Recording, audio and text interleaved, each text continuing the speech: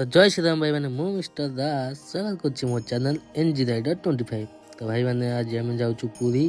तो देखिए आम पुरी पाखापाखि पहुँची गलुणी।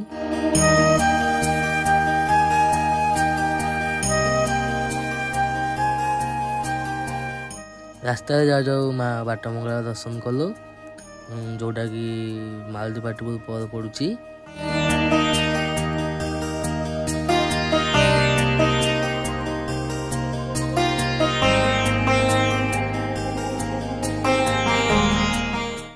तो आम ए पहुँची गलु जगन्नाथ बल्लभ पार्किंग भितर गोटे टुकटुक भड़ा करके जाऊँ। तो आम ए जाऊँ मोबाइल आउ चप्पल सब स्टैंड रखी मंदिर भीतर जीवु। मंदिर तो दर्शन कर आसला पर रास्ता गोटे मिठा दुकान पड़ा जहाँकि आम टेस्ट कलु। मिठा टेस्ट पूरा एकदम पूरा जबरदस्त था। तो भाई मैंने आज ये आशा कर वीडियो भल लगी जब भल लगी लाइक कमेंट शेयर आउ चैनल को सब्सक्राइब इंस्टाग्राम फॉलो करदे। रोचे जय जगन्नाथ।